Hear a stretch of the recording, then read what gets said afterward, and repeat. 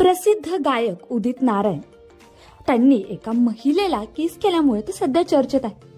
परंतु उदित नारायण यांनी यावर स्पष्टीकरण देत सांगितलं की चाहत्यांचा उत्साह वाढवण्यासाठी करावं लागतं, याकडे दुर्लक्ष करा. पण तुम्हाला माहित आहे का, उदित नारायणची पर्सनल लाईफ याआधी देखील कॉन्ट्रोवर्सीचा विषय ठरली होती. त्यांनी पहिल्या बायकोला न सांगता दुसरं लग्न करून दुसरी बायको डायरेक्ट घरीच आणली होती.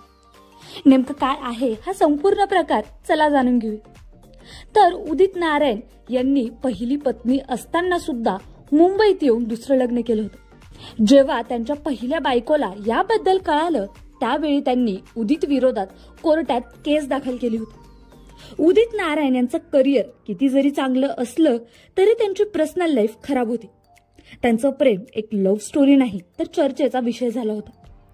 पहिल्या बायकोसोबत घटस्फोट न घेता त्यांनी दुसरं लग्न केलं.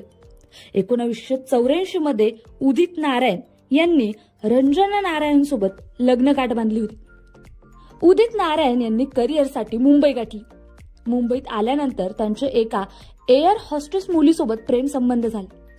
दोघांनी 1985 मध्ये लग्न केलं. या दोघांचा मुलगा आदित्य नारायण हा सुद्धा गायक आहे. पहिल्या बायकोला उदित नारायणच्या दुसऱ्या लग्नाबाबत कळताच तिने कोर्टात गुन्हा दाखल केला. या केसमध्ये कोर्टाने उदित नारायण याला दोन्ही बायकोसोबत राहण्याचे आदेश दिले. पण उदित नारायण यांच्या दोन्हीही पत्नी रंजना आणि दीपा आज एकत्र राहतात. दोघींमध्ये कोणतेही वाद नाही आणि तसंच उदित नारायण यांच्या पहिल्या पत्नीला एकही अपत्य नाही.